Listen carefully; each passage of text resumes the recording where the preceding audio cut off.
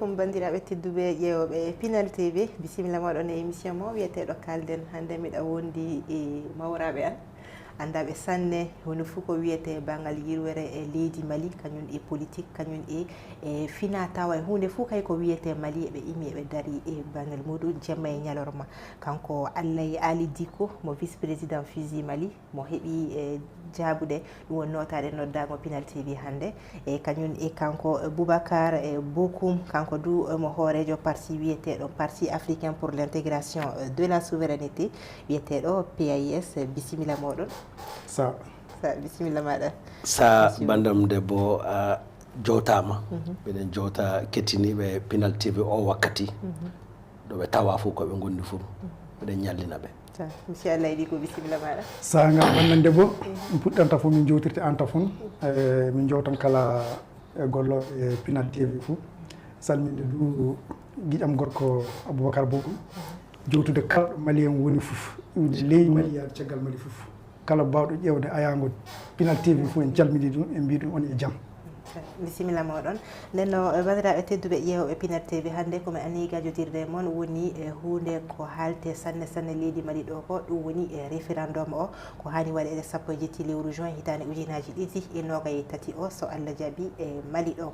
nden no ɓe holliti wiide référendum o yo banggal nuygal saria keso leydi meɗen ndi so Allah jaaɓi hollitide fa hande hono hen Mali e hani yaltude kañum hoɗum woni référendum o hoɗum woni e nuygal saria keso o ko wiya ley muɗum kañum e golleji ko hani warde du caggal muɗum so Allah jaaɓi ɗum ni waɗi soɓe heeɓi noddude e baraɓe e bande worɓe ɗum woni Allah Ali Dicko kañum Boubacar Bokoum so Allah jaaɓi ɓe heɓan haalande on koɓe mbawi fou dow e nuygal saria keso leydi meɗen ndi kañum e dow référendum o bisimilla moɗon joni monsieur Boubacar Bokoum aɗa wawi haalande men seeɗa ko woni ko constitution ko woni ko wiyete e nuygal leydi eyyi faddame haalde constitution o kana min coƴƴo caggal seeɗa yimɓe paama hono kabaru o fo wardi par ce que gila indépendance ji men ɗi min koɓino sériyaji ɗi poccitaki sanne par ce que ɓi adama no laati fof sharia o an hani laatade e hakkille ma so aɗa mare fof tawa aɗa marda e hakkille ɗo jiitata hoorema mais min ƴeewi e sériyaji ɗi fof sériyaji tubakuɓe gonano toon ɗum woni wakkati indépendance ji ɗi donc ɗum waddi tiiɗallaji kewɗi e caggal mum min gari wakkati démocratie ɗum woni yaade 91 e jokkude ɗum e ɗin wakkatiji min jii sériyaji kesi gaddama mais haɗay wakkati fof kanankoɓe naari fa ɓe cottina gasay nde ɓe naari fa ɓe cottina fof ɓe tawan ana tiiɗi ɓe keɓa e feere mum donc fa warde e transition o donc transition o du sa ƴeewi no ɓe gardiri ni yimɓe du naari ɓe ngara par ce que wona yono no coup d'état yono soddasi immo tan wiya wara naggan kananke wara jooɗo jonde mum wona ɗo haala ka woni haala ka ɗo woni ɗo ɗum woni yimɓe jaati jii ɓe tampi ɓe keɓata keɓal ngal saami leydi ndu saami donc ɗum waɗi so yimɓe immi ɓe gaɗi wakkatiji eɓe kamto kamɓe e laamu o fa laamu o saami donc so yimɓe ngari wallima e on wakkati kañum e coup d'état goɗɗi ɗi galda ana nandi yono yimɓe ɓe joni pati ɓe mbare sodasi en ɓe ngari falti hakkude kamɓe e laamu o donc ɗo haala ka woni donc ana nandi hande yono soddasi en e ko wiyata civil ko kamɓe ndemti soɓe dokkodiri juuɗe fa leydi ndi pati saama ɗo haala ka woni donc so ɗum golle mum waɗama ana hani yono hunde fuu ko woni banggal charia ƴewte ko woɗni leydi ndi ko ƴeewe ko wooɗa ko du kañum du ƴeewe ɗum waɗi so jiidalle gaɗeɗe ɗe ɗum woni ANR kañum e jokkuɗo DNI o kada andi ɗum ka wakkati Ibrahima Boubacar Keita waɗa ɓe caggal mum assiji ɗi ɗum gaɗama fa yimɓe lamde ɓe keɓa faamu yono hoto yimɓe ɓe jiiɗi yaade ko ɗum fuu woni ko woni e hakkille yimɓe fa laamu o jokka ngol laawol e ɗi hakkillaji ɗum woni so constitution mo mbiyata o hande o hakkillaji mum toon iwi donc hande o ɗin golleji ɓe gondi eɓe gaɗa eɓe darfa ɓe pirta donc constitution o sa ƴeewi ɗum hande ɓe mbi normalement miɗa de 18 juin yimɓe ane kaani wotoyde mais mine e hakkillaji amen ɗo min ƴeewiri ɗo no yimɓe naari heen ko mais ko woni constitution o jaati yalla yimɓe ana faami yono constitution wala na sa ƴeewi joni sa wi a laamoto wajibi tawe shariaji mawɗi ana hani ɓamede yono ko woni ɓi adama joni hono hani tabitirede hono laamu o hani yarude hono yimɓe hani yarude hakkunde maɓɓe donc ɗum woni nuygal ngal donc ɗum woni hakkillaji mawɗi ɗi leydi fuu no jooɗi sa ƴeewi joni laamu Sékou Amadou aɓe wiya a hana warde daaba a hana yarude ɗum a hana wonde ɗum mani hana fiide mani a hana fiide debbo yono ɗum e bandum en yono ɓi adama jaati a hana warde ɗum yono ɗum e bandum en ɗum woni nuygal ɗo leydi ndi jaati jooɗoto dow mum ɗum woni charia mawɗo o mais caggal mum a yiyan chariaji pamareji ana takki e mum hunde fof ko woni banggal joni sa ɓami banggal remgol a tawan charia fof ko hani jokkude e remgol fur ɗum ɗum laatoji yono ko mbiyata code ana laato yono chariaji jokkodirɗi fa yimɓe paama fa gasa mais fadde ma yettade on faamu a tawan calɗi mawɗi ɗi ɗin yaltata so ɗum wiye constitution donc o woni lekki mawkiki yono ɗo kule ɗe fuu yaltata donc ɗum woni laamu o jaati ɗo jooɗoto dow mum ɗum woni constitution ganda yala fulfulde am de focciki sanne yala ana famni mais mbiɗa miila voilà ɗum woni hakkille constitution o yono no leydi ndi jaati hani yaruɗen par ce que sa ƴeewi joni yono hunde fof ko woni hakkunde Mali e yimɓe woɓɓe ɗum feere mum ƴeewete hakkunde malien e malien e ɗum ɗum hakkulle mum ƴeewete hakkunde malien e laamu o ɗum ɗum feere mum ƴeewe donc a ƴeewan yono mawɗi ɗi fof no hani yarude ni ɗum woni constitution o tabiya mum joni a famina joni ko woni référendum ni référendum woni joni yono so yimɓe heeɓi hakkille gooto yimɓe fof ndenta wiye hunde mani min jaɓi na hunde mani min jiɗa donc référendum o wonana joni yono voté no voté wattete no yono yimɓe ana gaɗano voté yono maire en ɓe na député en ɓe mais référendum o wona voté neɗɗo gatta voté charia o ɗum gotanta yono laamu o so ƴeewi joni e hakkille mum ɗum woɗani ɓiɓɓe leydi so en gaɗi hunde mani ana gasa so en gaɗi hunde mani gasata donc hakkille amen minen laamu o miɗen miila soɓe gaɗi hunde mani e hunde mani fuu leydi ana yaha yeeso onon min gaɗanta par ce que onon waɗi min laamu onon min gollanta nenno onon ne ko ɗum woni hakkille mon on jaɓina on jaɓay son jaɓi min ɓaman laamu o min totta on son jaɓi du hunde ko min mbi e hen ko minen du min tabintinan ɗum woni référendum o joni ko winda e gafeji ɗi ko fur sottinama e fulfulde e haalaji kewɗi mais so hono fuu ƴeewi ko woni le defte ɗe ko a faami kabaru mum sa tawi ɗum e hakkille ma so tawi nafa ma won hen en tant que malien a tawi hen nafa ma won hen a ñaha gaɗa a voté wi sa tawi ɗum hakkille ma o jaɓay ɗum aɗa wawi wonde voté non ɗum woni a jaɓi na a jaɓay référendum o fuu hakkille mum o ɗo woni yono komin gaddi ko ana miɗen miila minen ƴewɓe ɓe jogiiɓe hakkille pirtiɗi fa ƴeewa yono ko ɗum woɗani ɓiɓe adama na woɗanaɓe minen ka ɗum hakkille amin hokki min mais onon ɓuuri min andude par ce que onon min gollanta onon ne hande ko ɗum milɗon yala komin miili ko ana woɗina wooɗa référendum o ɗum woni donc hande so yimɓe ƴeewi so eɓe miili ana wooɗi ɓe gaɗan wi so ɓe miili wooɗa du ɓe gaɗan no ɗum woni koɓe mbi ɗereji ɗiɗi daneji ɗi kañum e boɗejo o danejo o on woni mi jaɓi constitution o miɗa yiɗimo mi watta hen danejo o constitution mo gadduɗon o mi yiɗamo ɓe gaɗa hen boɗejo o nenno so kikiɗe 18 juin o yettiki soɓe jatiki ɓurɗo hewde on heeɓi gonga so tawi daneji ɗi ɓuuri hewde ɗum woni constitution o malien en ɓe jaaɓi so boɗeji ɗi du ɓuuri du ɓe mbiya ɗum woni malien ɓe jaɓay ɗum ka yoppe toon ɗum woni haala constitution ka yoppama so boɗeji ɗi ɓuuri hewde ɗum haala constitution mum haaltake kasen donc wona yono no wajibi yono kanankoɓe waɗa wajibi dow yimɓe wona ɗon no ɓe landotoɓe yalla koɓe miili kone ɗum ne malien ɓe aɗa jiiɗi ɗum na jiiɗa ɗum soɓe jiiɗi ɓe gaɗa danejo o nden so daneji ɗi ɓami ɓuuri hewde constitution o nden fuɗɗata gollude nden no so ɗi wakkatiji ɓetti constitution kinɗo o on wattite bange constitution keso o ɓamte nenno ɓe gollira ɗum ne e nafa malien e ɓe wona transition de par ce que transition o ka wittan donc so voté o waɗama so constitution o wari constitution o wona constitution transition nafata yono joni ko yimɓe miilata wela eɓe gaɗna hoore mabɓe fa ɓe garta laamu na ɓe gatta ɗum e bandu ɓe wona ɗo haala ka woni fey so ɓe garti laamu ɓe garta e laamu fur laamu o ɓe joppan ɗum nanno ana famni constitution o so jaɓama malien en paami so jaɓi constitution o donc malien en nafata par ce que caggal transition o dewte ɗe fuɗɗata gollude par ce que wakkati transition o a tawa ana ɓilli voté yiɗi kañum ko hunde fuu ha hani waɗede o wakkati watte nanno après constitution o wara fuɗɗa golle donc malien en ɓe ƴeewata joni yala constitution mo haala joni o ana nafa ɓe na nafataɓe so ana nafa ɓe ɓe gaɗa voté wi so nafataɓe du ɓe gaɗa voté non donc haala ka ɗo woni ok mi jowtima sanne e Boubacar Bokoum a joka joni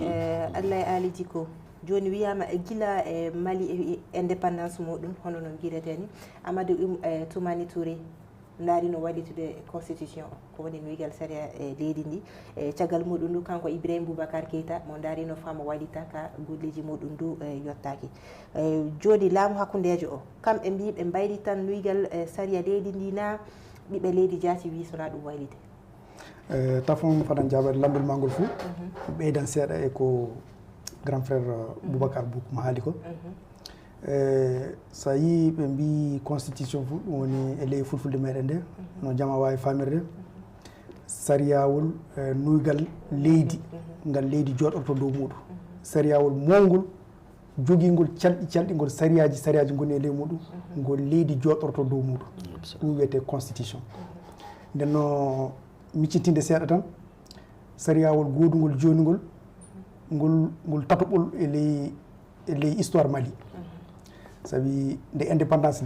nde ɓantunoɗen ndimako meɗen nde Modibo Keita kañum wonno président sariyawol kesol nuygal joƴƴinanoma waɗi duuɓi jetti caggal makko Moussa Traoré waɗi coup d'état ɓanti laamu Moussa Traoré du joƴƴini sariyawol kesol wiyete deuxiéme république ngol joƴƴinama 2 juin hitande 1990 e 94 ngol woni ɗiɗo ɓoggol caggal Moussa Traoré aywa 92 coup d'état goɗɗo waɗi Amadou Toumani ɓanti laamu o nden noon ndendu sariyawol kesol joƴƴinama ngol woni ngol gonɗe mum joni biyetengol constitution du 25 février 1992 ngol gonɗe ley muɗum joni e nden no ley ngol woni ngol haala ka haalte ley muɗum saabi ngol ɓooyi ene ngol joɗotonde wakkati mum o alhaaliji goduɗi kañum alhaaliji goduɗi joni ɗi galda nden no en fuu eɗa andi kulle ɗe ana yaha fuu eɗen yirwa kulle ɗe ana yaha fuu ana yaaja ana ɓeydo nden no ande kese ana keeɓe alhaaliji kesi du ana ngara nden no ngol sariyawol kesol en fuu eɗa andi ngol sariyawol moƴƴinagol e ley howla saabi sa ƴeewi ngol nde ɓamɗa sariyawol ngol France leydi France jooɗi e mum fuu so ɓamɗa sariyawol ngol Mali jooɗi e mum 1992 ngol fuu sa ƴeewi a tawan ɗum fuu ɗum goto seeɗa tan sendi ɗum saabu to fewi hono haala laïcité o ko haalte ko yimɓe heɓe paamayi laïcité français o kañum e laïcité mais enen o walda démocratie maɓɓe o ɗo démocratie mais enen o walda leydi fof ana jogui alhaali muɗum nden no ngol sariyawol ngol haani wayli heyɗintinede wona waylitede de heyɗintinede woni hono a wi joni effectivement président garɗo fuu daran yalla ana change nden no président e ƴaɓɓiɓe Amadou Toumani nde taw muɗum nde alpha tafon wadde Amadou Toumani alpha hornino waylitidde e ley sariyawol ngol waylitidde hen sariyaji yogaji o heɓa e lawol caggal mum Amadou Toumani nde wari nde kañum du daari population jaɓay sakiti ko Ibrahima Boubacar Keita Allah yarol muɗum fadi mum kañum du yoppude laamu nde daarino fa waylita hen population immi jaɓi mbi jaɓay ɗum woni mouvement ganno ante abana donc en fuu en andi donc e ley haala jama sa ɓe kalɗa haala fa mbaylita sariyawol ngol foof soɓe dow maggol sariya leydi to jooɗo laamuɗo jooɗoto fuu dow woni sa laami to ne mbiɗa fa mema ɗon fuu jama miila a daaro fa ɓeydana hoore maɗa manda nden noon ko jama famay tan ngol kiɗɗugol e ngol hani changede saabi dow maggol en fuu gonɗe dow muɗum fayi probléme ngaji ɗi leydi woni e mum joni foof so sariyawol kingol gonɗe muɗum fa jalte mon a tiiɗ sanne mais so ngol heeɗintinama ngol waɗama kesol e ley majjum hono tiiɗallaji kewɗi fof tawan andama ley he dabare solution mum du heɓete ley he e dow majjum so batu gannoɗo ɗum wiyete assise national pour la refondation nden no ɓiɓɓe Mali fof kawri so joddi so mbi eɗen kaani waylitide sariyawol meɗen ngol saabi kanngol woni goho tafon fof nden no ɗum woni waylitigol ko wiyete ko gonduɗen mum joni ko wiyete 17 juin ɗum woni alan garowo so Allah jaaɓi ana darda e dow inde malien en fof saabi assise national kañum daari ɗum wi ngol heeɗintinata fon soko golleji keɗɗi fof keɓa jokkodirta e ɗum ley majjum laamu ana daari ɓiɓɓe Mali fof en fof paamenne anniya o anniya malien en fof noon en fof hakkille goto hono gatten fa jalten e tiiɗala mo gonɗen mo jon wala sana keyɗintine sariyawol meɗen ngol waɗe tawe ko ɓiɓɓe Mali fof jiiɗi tawe ko nafata leydi ndi nden no ɗum woni ko darda jama o fof ƴeewa 18 juin ɗum 17 lewru juin gonɗen mo jon du ɓiɓɓe Mali fof ana nodda ley Mali caggal Mali en fof jalten goten no mbiye en jaaɓi hoɗi hen en jaaɓi sariyawol kesol ngol godugol ngol woni hoɗi hen ngol du golleji kewɗi gaɗa tafonde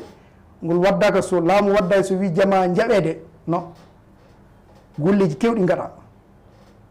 bokum ana andi waɗi participé commission ngaji kewɗi golleji kewɗi gaɗa so jama hokkodiri hakkillaji wiide sariyawol ngol hiɗɗi ngol tampi ngol hani yoppede kesol ɓame ɓiɓɓe Mali fof joddi so kalli so moƴƴini sariyawol mbi aywa aɗa andi jama fof wawa warde so honon assise national o waɗiri ni ɓiɓɓe Mali fof mbawa warde Bamako so gaɗa décidé mais heƴaɓe parti ji politique heƴaɓe baale heƴaɓe malien gonɓe caggal leydi heƴaɓe kabaru diina e kañum heƴaɓe Amérique genɗe e ɓe fof ndenti so joddi so mbi sariyawol ngol vraiment ngol tampingol yiɗɗi ngol hani heɗinede e ley majjum laamu wiya so noon ɓiɓɓe Mali mbi bas wala hen cuɓaɗe yimɓe moƴƴinanoɓe e sariyawol kesol nden no wona e laamu hakkundejo o wi wayli tan constitution o constitution o assise national jonde mawde Bamako wannode nde jonde nde kañum wi e ngol hani heɗintinede e ley majjum gonɗe muɗum joni aywa so commission ngaji joƴƴina moƴƴinde sariyawol kesol ngol sariyawol kesol fade min yettade ɗo ngol woteteɗo tafon ngol windama e ley gafeji kewɗi e ley ɗelle kewɗe fa jama faama ko ɗum woni nden no yimɓe hewɓe pamminama ko ɗum woni ley sariyawol ngol tafo fade min haalde haala wote joni en jottike wakkati mo jama o faami ko woni ley maggol aywa aduna du kulle aduna ɗe yimɓe fof ndentata so pamara dow gotol toujours dan jaɓiɓe dan saliɓe ɗum woni mana démocratie ɗum du welni gondal so tawi ko mbimi fof a jaɓi fof tan ndenka en ka wala ndenka probléme wala noon nden noon hani tawi dan jaɓɓi dan saliɓe ka so tawi jaɓuɓe ko mum ko ɓuuri hewde fof ɗum yaadte e muɗum ɗum mana ɗumanju nden noon sariya gotugol joni ngol golle maggol tirki an heddi tan ngol wote e wote maggol gonɗen kabaru mum joni soɗen darda ɓiɓɓe Mali ɗo woni fof heeɓa andude moƴƴere leydi ndi e jan leydi ndi tan woni le maggol no jama fof ne hani wotude wuyi hono bokum wirni ɗum ɗereji ɗi tanno ɗum walda e wote hono wote président na wote député na wote maire wona noon wona hoore neɗɗo wotentede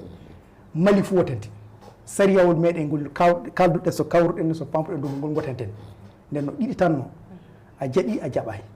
nden a jaɓi a ɓaman ɗerewol daniwol ngol mbiya a jaɓi gota a jaɓayi ɓama boɗɗiwol ngol gota nden ñagaki Allah fe goto salo saabi moƴƴere Mali woni tout à fait so Allah jaɓi nden no est ce que wakkati on tirsi joni nuygal ngal ɗum heeɗintini wajibi ɗum tilsi saabi eɗen e laamu hakkudeji joni en fof ɗe andi kabaru mo gonɗen mo hande o grand frère Bokum haalde nane ni laamiɓe joni ɓe immaki tan soɓe muuri ɓe ɓanti laamu on non en laamanoma duuɓi ƴaɓɓino kulle kewɗe ƴaɓɓinoke nden no en fof en paami laamu o ooñi so laamu ooñike fof wajibi manggal paɗe en ɗoni ɓornotoɓe teni wajibi ɓe gara ɓe dartina kamɓe ɗum golle maɓɓe nden no nde ooñide ɓe gari ɓe dartini nden no kamɓe ɓe mbiyanaka laamu kamɓe koɓe mbiyanade haybude leydi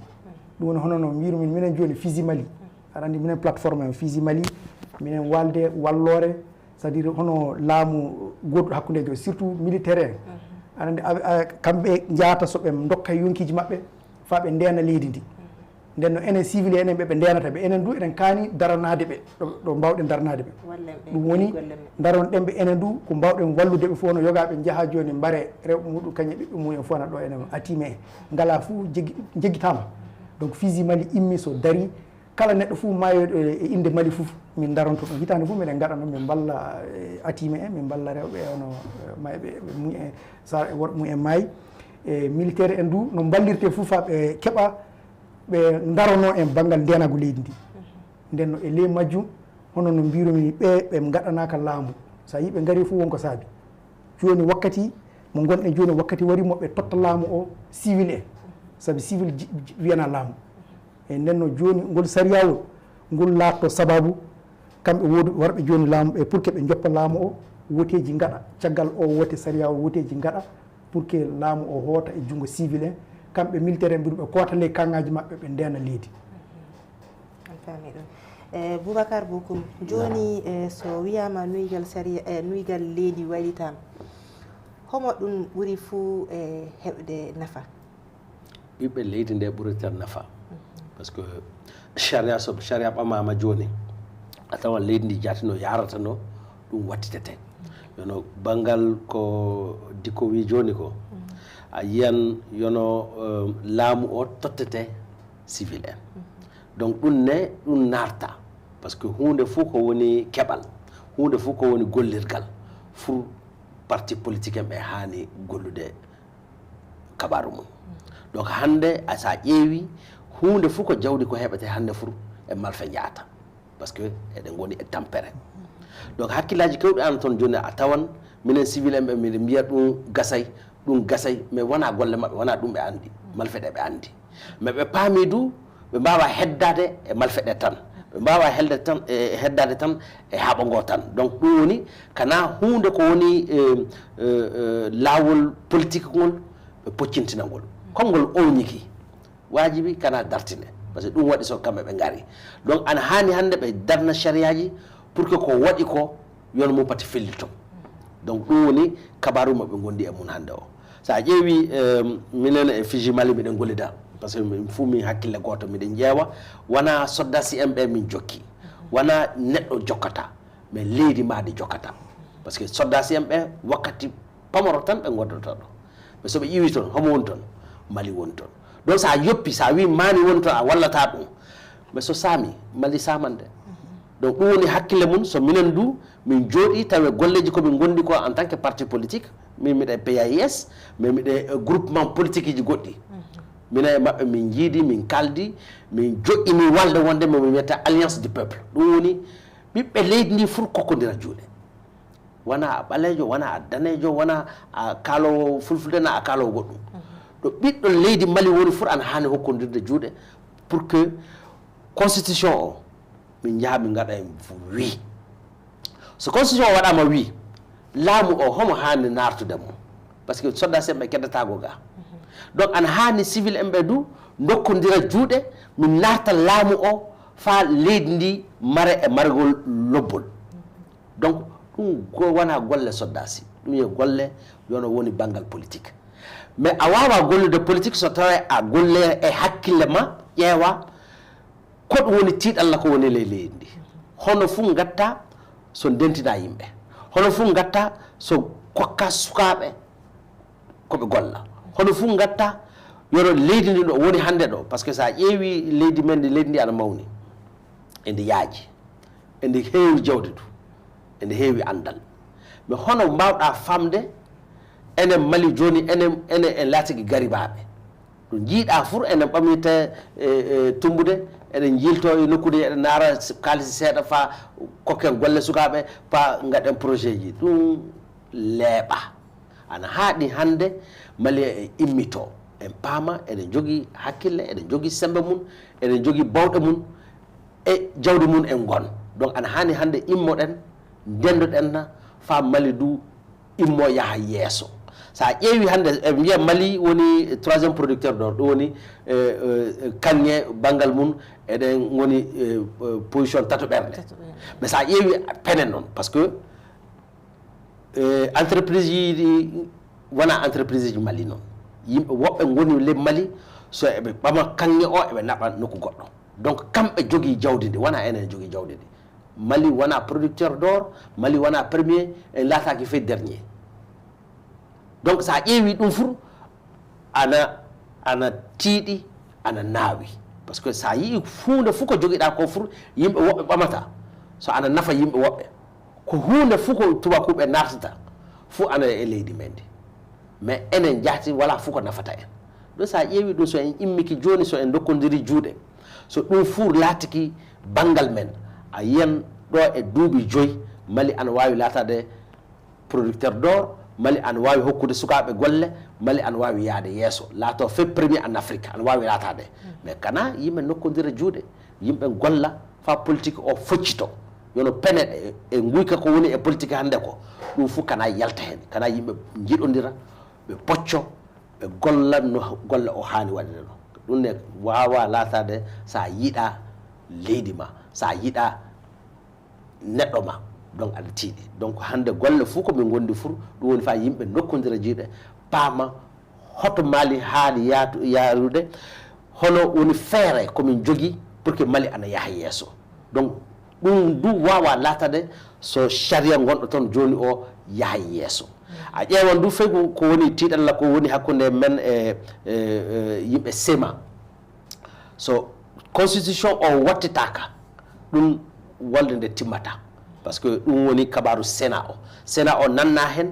pour que wiide yimɓe gonɓe toon ɓe yimɓe du an wawi tawede nokkuji tawe ɓe gotata na ɓe gotantake mais ana hani kammari eɓe anda kammari eɓe jogui hakkillaji lobbi ana hani ɓe lamde par ce que hunde fof ko hani waɗede leydi ndi hunde fof ko woni banggue sharia ana hani yimɓe bo anda toon fay so ɓe gana député fay so ɓe gana sénateur en par ce que joni sénateur en ɓe naati hen pour que yimɓe fuu ɓe kanɗa hettinade taw eɓe banggue ma aɗa andani ɓe hunde so hunde tiiɗi aɗa wawi yettade ɓe lamdoɗaɓe yono hono hunde mani yarata par ce que hande sa ƴeewi so a wona député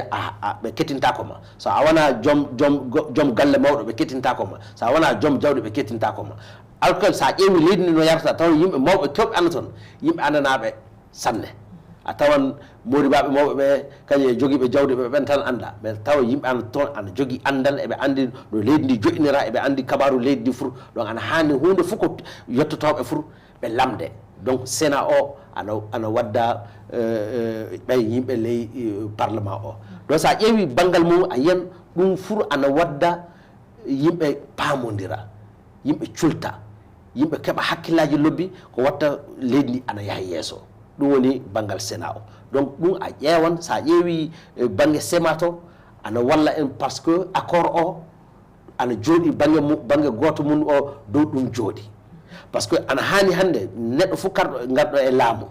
ana hani fiide dabare pour que ƴeewa leydi fof commune fof gonɗo Mali yala fof ana yaaha yeeso bo ɗum ɗum wawa yaade yeeso saɗa jooɗi ga Bamako ɗo a wi jooɗiɗo to o pullo jooɗiɗo to an ka andana ɗum hunde a joɗoto Bamako ɗo mbiya piyana ɗum dabare wawa latade sa lamdaki pullo anduɗe no dure wawi waɗede a wawa du wiide yono ndemowo a heɓon feere mum tawa a lamdaki ɗum donc ɗum e bandum en ɗum woni feereji keɓaɗi pour que yimɓe ana jaaha ley leyɗe ɗe faama yono hunde fuu ko woni kabaru mabɓe ko woni dabare yinago ko woni feere mbawɗo wallude ɓe kamɓe jaati ɓe lamde kamɓe jaati ɓe juuɗe mabɓe naata hen ɓe paama wona neɗɗo goto tan joɗoto Bamako so wiyaɓe gaɗe ni wona ɗum ɗo haalaka woni ɗo haalaka woni ɗo ɗum woni mi wara mi lamde mani hono gatten en nden tan no hani waɗire no gaɗiran no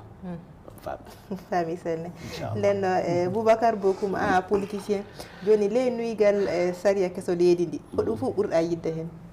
bon ko ɓurmi yinde hen ko ɗum woni d' abord nokkuji ɗiɗi ana hen ana weeli kam sanne par ce que sa yi ɗoɓe kokkata sembe président ɗo yimɓe fof ɓe mbi monarque ɓe mbi ɓe kokki président golleji kewɗi ɓe kokkimo sembe fa ɓurti mais sa ƴeewi ɓi adama sa hokkimo sembe kana tawe a joom needi aɗa andi hoorema ɗum woni mbawɗo laamade so wiyama mani e kananke fur tawa aɗa jogui sembe o ka wona wajibi du kolla aɗa jogui sembe donc tawa aɗa andi no hoorema hunde mais sa laatiki joom laamu du a wala sembe ɗum ka est ce que a joom laamu donc ana hani laamu o fu totte joom laamu mais joom laamu o ɗum laato neɗɗo anduɗo hoore mum neɗɗo pamɗo neɗɗo joom hakkille par ce que sa ɓami joom galle joni wiide a wawa fiide ɓiya wala fof ko mbawanɗa ɓiya kada lamdoɗa neɗɗo goɗɗo gasata mais an ani andude hende piyatamo wakkati goto du aɗa toon aɗa hani hiilade mo fa galle ma o jotto donc neɗɗo du sa laatiki kananke aɗa jogii sembe no ɓe wona waajibi immoɗa piyaya yimɓe par ce que aɗa jogii sembe non non saɗa fiya neɗɗo fu tawa wonko joomum waɗi donc ɗo hakkille o woni donc sa ƴeewi no laamu o hokkira kananke o ni noon haani mais ɓe mbi kananke o jooni a kananke e goonga mais sa worti laawol ngol min dartinal ngol ɗum wooɗano par ce que tiiɗalla gonnonoɗo hen o on tiiɗalla imminama hollitama hannde fay so a kananke sa worti laawol aɗa wawi yoppinede laamu donc feereji mum windama le constitution o pour que wiide yono ko laati Ibrahima Boubacar Keita ko kuudeta ko waɗi ko ene mbawi jippinde joomum tawe haɓoji waɗa e tawe yimɓe mbarodiray donc ɗum e feere pour que keɓowo laamu o pati ɓettito pati ɓurkinjiguino sa ƴeewi nokku ɗiɗo ɓernde o du ɗum woni haala ko mbiyata laïcité ko laïcité sa ƴeewi min kettiniki yimɓe diina ɓe mbiyoɓe multiconfessionnel ɓe mbi kamɓe multiconfessionnalité ɓe narata sa ƴeewi enen en civil enen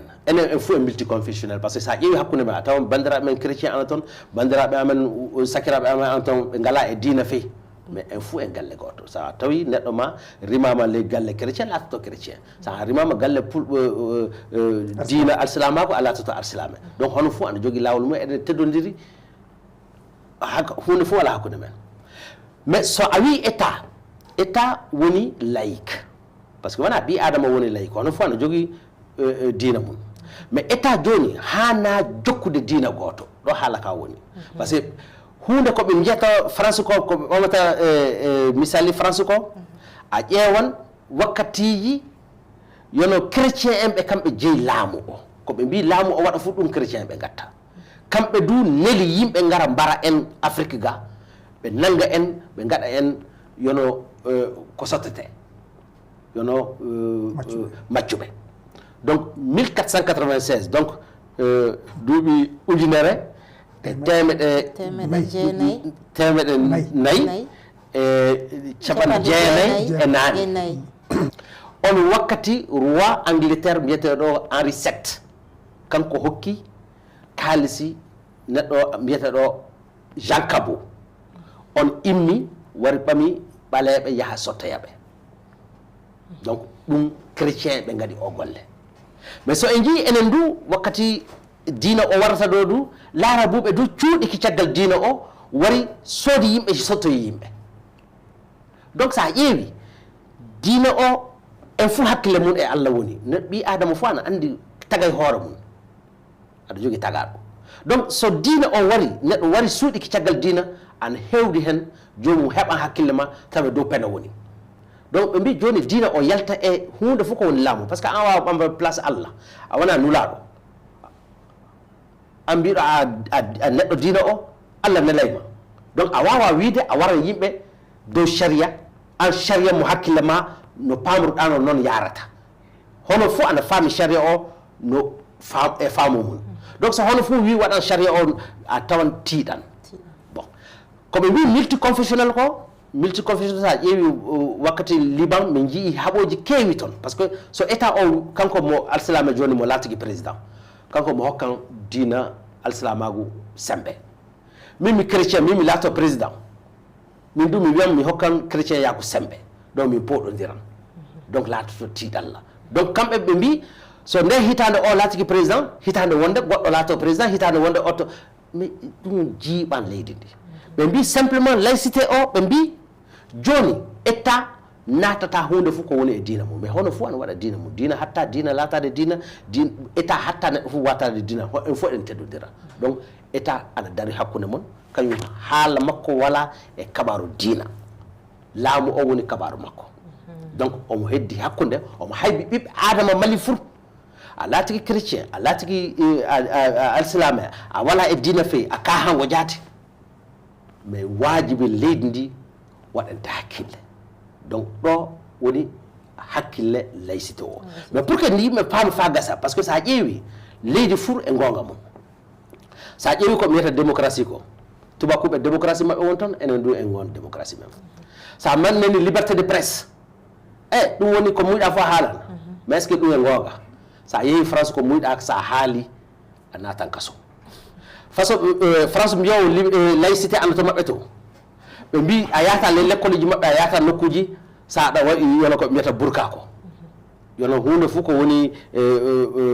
masiri yono banggal diina na goɗɗum en ɓe jaɓata ɗum ley école ji maɓɓe ɓe jaɓata ɗum hunde fof ko woni ɗo jama hani yaade aɗa andi ɗum kay wona liberté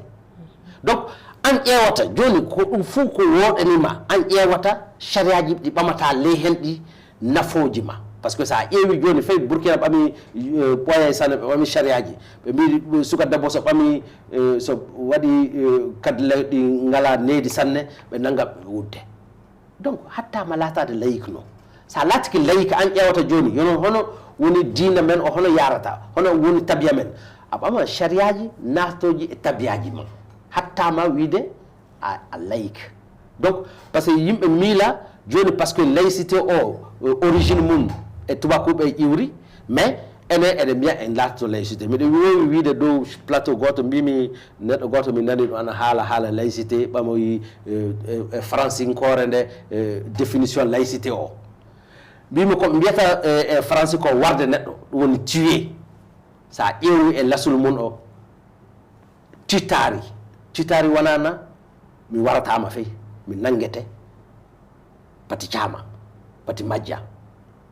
donc pati yitege jati wata c'est dire la protection donc sa ƴeewi historiquement titari o ça veut dire protéger hande ça veut dire tuer donc haalaji ɗi ana baylito donc wona haala ka woni ɗo hani ƴeewede ɗo wona lasul mo laïcité o wona lasul mum hani ƴeewede laïcité ko ɗum yinɗen e laïcité men o hono enen jaati pamre ten laïcité men o par ce que constitution amen o hande minen ƴeewi neɗɗo goɗɗo windey de malien en ɓe ƴeewi ko ɗum constitution yinɗen ko ɗum ɓurani en donc so en bindi ɗum so en ɓami laïcité o du so laïcité o so golle mum hani waɗede enen hani ƴewde laïcité o hono enen paamirten ɗum wona français warata ƴewde yono koɓe mbi laïcité to maɓɓe to yala yono ɗum woni e Mali so jaɓa ɓe mbiya o piyawno wona ɗo haala ka woni enen ƴeewata joni laïcité ko mbiyeten ko kaleten ko hono enen jaati pamreten donc hande no laïcité o famrani ɗum woni diina furu e diina pati kaɓen en fuu hono fuu heddo e laawol mum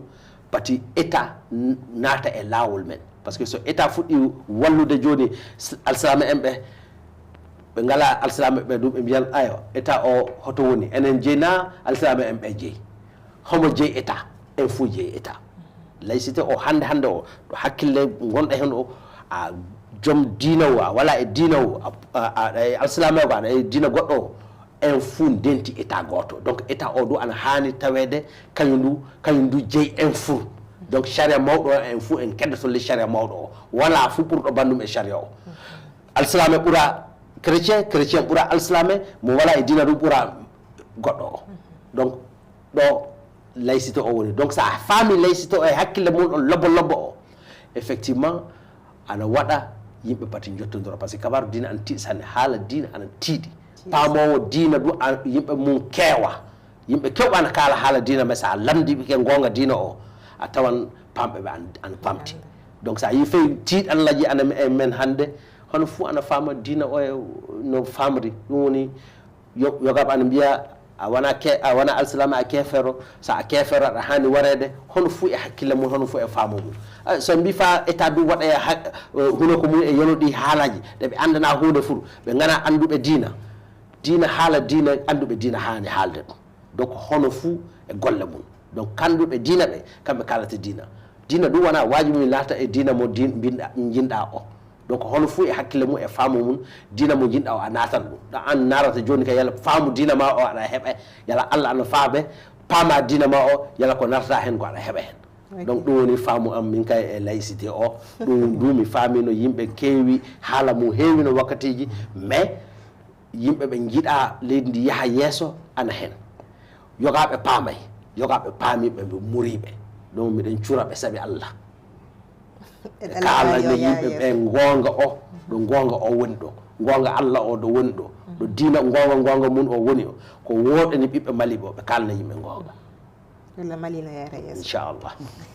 Allah e Ali Dicko joni an ko ɓurɗa fu yidde les constitution o e ko mbawɗa ɗum ɓeydude hen bon min ka salla ndi kam toɓɓe tati mbeli ka e constitution sanne ɗum constitution keso tafum fum fuɗɗiran toɓɓere arande fuu bokum haalino haala mayre banggal hono président ɗum laamiɗo leydi constitution kiɗɗo laamiɗo leydi mo jogii laamu mawɗo sanne ƴaɓɓiti sanne ana wayi hono so wona coup d'état fof faamo iwa e laamu ne tiɗi sanne sana so mandat makko hiɓɓi somo yalti mais en keeɓi e ley sariyawo kesol joni ngol hunde ko weli kam sanne hollude tan laamiɗo président o yimɓe kañum lamminma yimɓe kañum ittete du e ley majjum sa laatima président so wonko a waɗa ko yatta e saria sa yeddi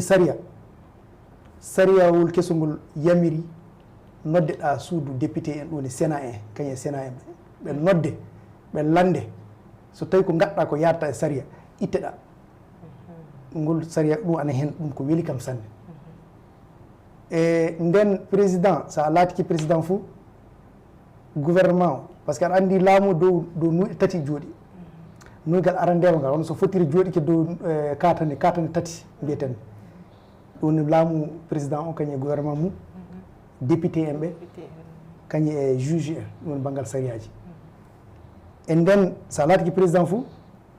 premier ministre maɗa o an wattamo nommé ka so wonko ana waɗa haala ma na wonko ana waɗa fof kanko noddete na gouvernement ministre e makko kamɓe noddete to assemblée to soɓe lande a landataki kamɓe kaalata inde maɗa ɗum fuu motti joni président jaati noddete waɗa jooɗo haala wakkati fuu a waran kalna jama ono laamoriɗa ko golluɗa kañum e so wonko waɗi noddeɗa landeɗa ɗum wala no hen ɗum woni joni ɗum weli kan sanne so ɗum yawti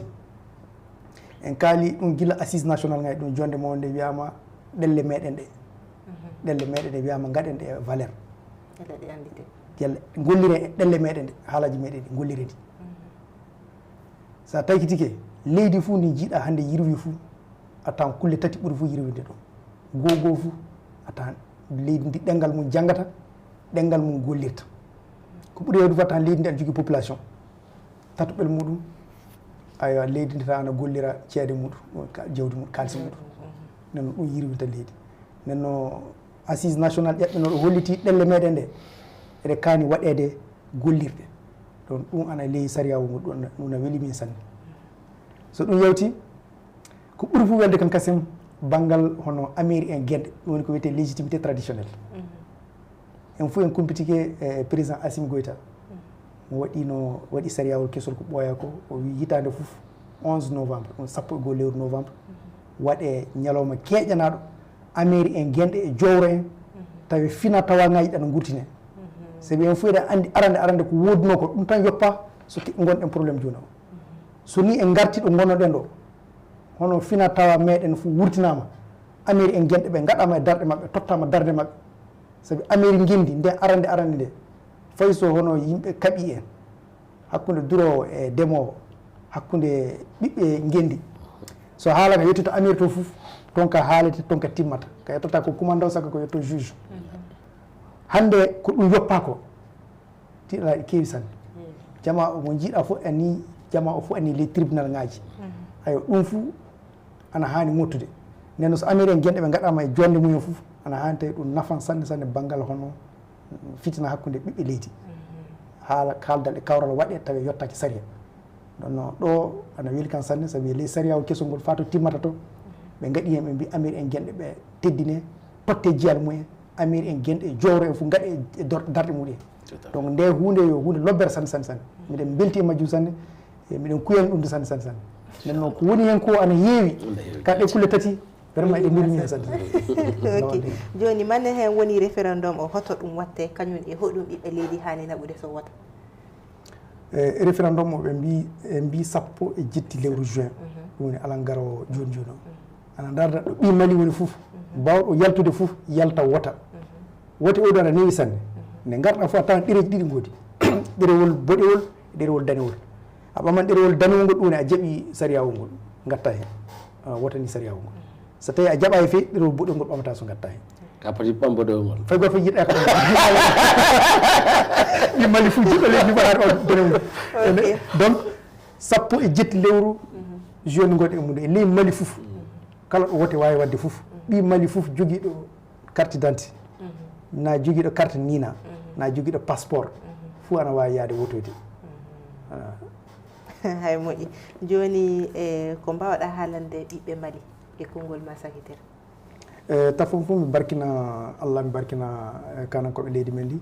barkinde ɗo ɓi Mali woni fof yettude ɗum wiide ɗum hannden hono no minen min mbowiri ni Fiji Mali toujours minen darde amen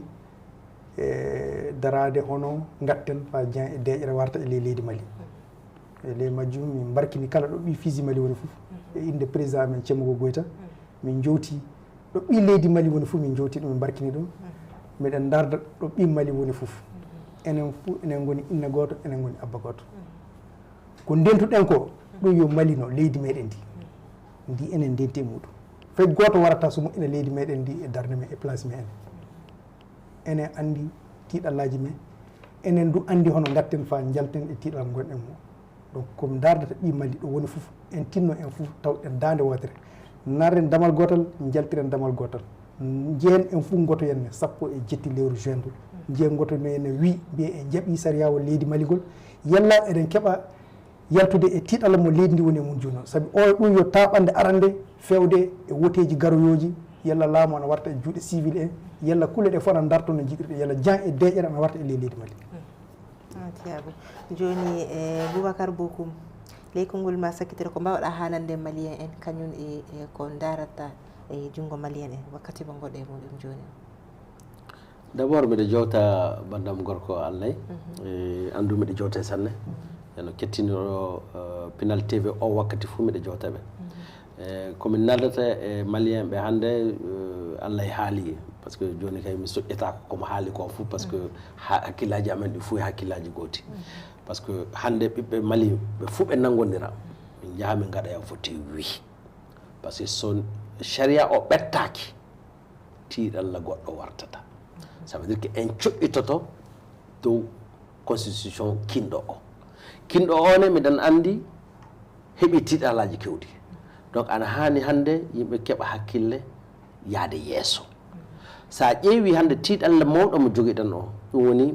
charte de la transition kañum e constitution ɗiɗi fuu ndentata so golla donc so en garti le sharia goto donc en keɓan paamu sharia o en keɓan paamu laamu o no yarata noon en keɓan paamu mum donc hunde fof ko wooɗa e sharia o fof aɗa wawi foccintinde hande tiiɗallaji kewɗi ala toon par ce que shariaji ɗi kinɗo o foccaki garɗo fa foccintino on du wona kiɓɓuɗo donc ana hani joni keɓen sharia kiɓɓuɗo mbawɗo wonde so jehen yeeso donc hunde fof komin narata hande minen parti africain pour l' intégration et la souveraineté Fiji Mali alliance du peuple komin nardata e malien en ɓe hannde ɗum woni ɓe jalta pati ɓe kersina min par ce que so ñande wakkati 18 juin so 18 heures yettiki so bureau ji vote ɗi uddama so jackeji waɗama so min keɓay komin nartata ko leydi ndi tampan donc ɗum ne wona ɗum min nartata miɗen andi kamɓe kettiniɓe min ɓe du wona ɗum ɓe nartata sa yi neɗɗo fuu ɓamɗo lawol gongol a tawan famminaka fa gasa miɗen miila komin kaali hande ko kewɗo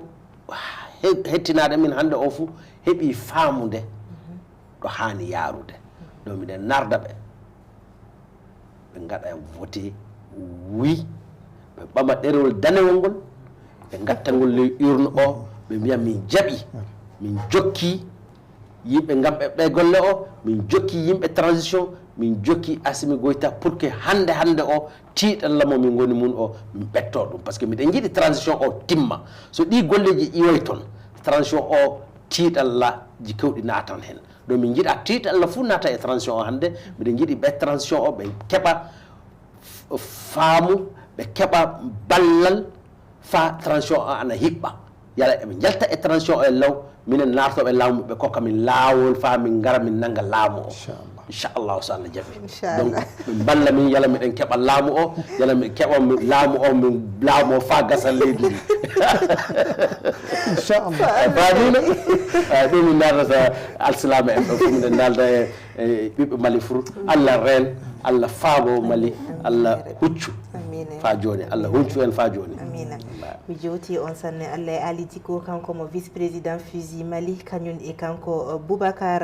Bokoum kanko woni hoorejo walle wiyetene parti africain pour l'intégration et la souveraineté kamɓe jaaɓi notude hande noddago Pinel TV bandiraɓe tedduɓe ƴewɓe Pinel TV fay goto immata ko caggal so wara mahana men suudu bamen nden no goto fu tinna fa han ella Mali o wana yaara yeeso ñande 17 lewru juin hitande ujunaji 2023 o goto fu yalta yaha wotoya nena mi amila du goto fu heɓi faamu sanne e dow ko wiyete référendum o ko ɗum woni nuygal sariya kesso kase leydi meɗen ndi hono ɗum yarata kañum e ko woni ley majjum ko nden noon lanɗo hollu en hono muɗum kasen so Allah jaaɓi assalamu aleykum moɗon